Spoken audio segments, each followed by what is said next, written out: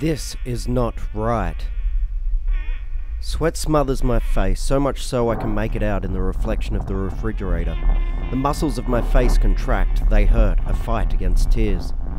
The bite in the air created by the refrigerator spurs me to shiver through the sweats.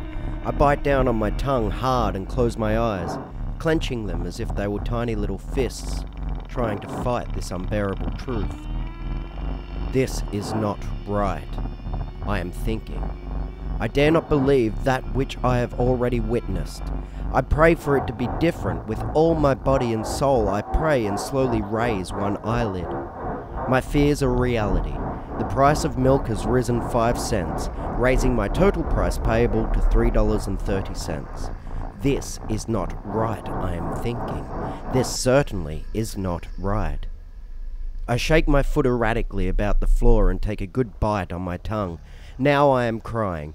There are not just tears rolling down my face. Snot runs from my nose and collects with sweat, then slides as a sickly drool over my lips.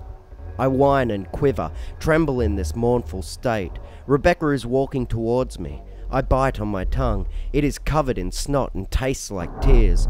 I want her to kiss me and tell me that it's all right, but it's not all right. This is not at all.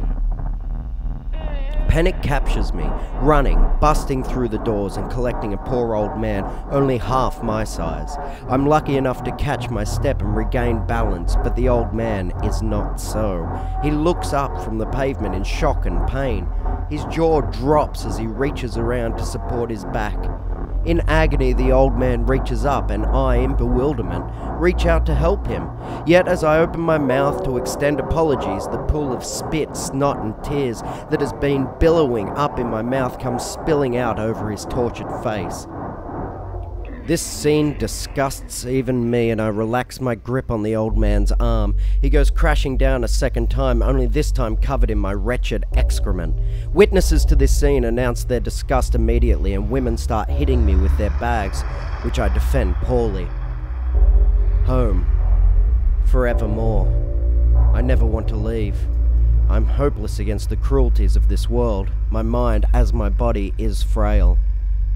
To clear my mind, I massage each of my temples with the index and middle finger of both hands, and so I am laying in my bed, underneath this blanket again, tucking it tightly under my chin, rubbing my temples. The sun will never go down. Hours pass, my state remains, the only difference being that my temples are now sore. It seems the sun is going down, but I don't believe it. That can't be right. And bits of flesh fall from my tongue. Time is still passing, the sun is down, but it will return. That never changes. Some things never change. Some things shouldn't change. Now $3.30 will be the words delivered by thou whom shares the stars with the gods. She will never change. That I can be sure of. That she is real.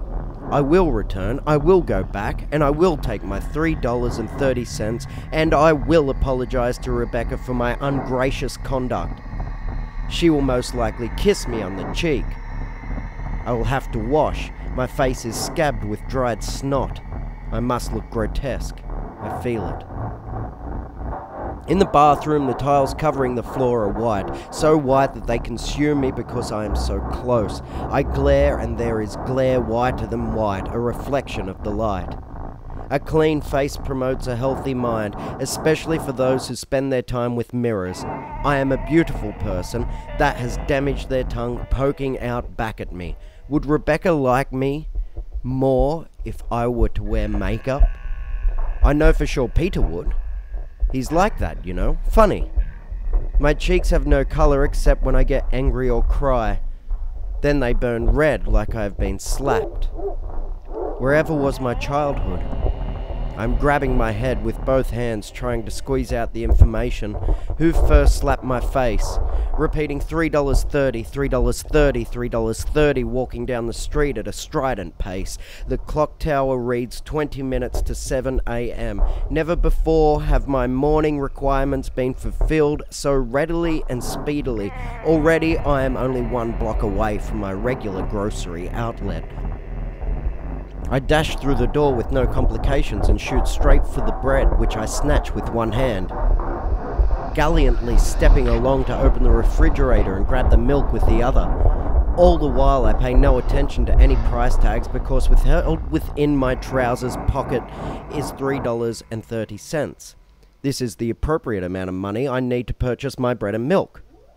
How are you today? Rebecca makes no eye contact today as she swipes my products. This comforts me. Fine, I reply. The both of us know that is exactly what it is. It's not the same. What? Rebecca is quite confused. The price. I state the obvious. It's not the same. I hand her only $3.25 and exit abruptly. Before no time I am back at the apartment fighting for breath. I sprinted the whole way back, even up the stairs. I'm caught up in the thrill of the moment. I toss the bread. A new higher peak now sits atop the mountain of it. I place the milk with the others in the refrigerator, the others amounting to 8, 9 loaves of bread and 9 cartons of milk. I'm calling it off with Rebecca.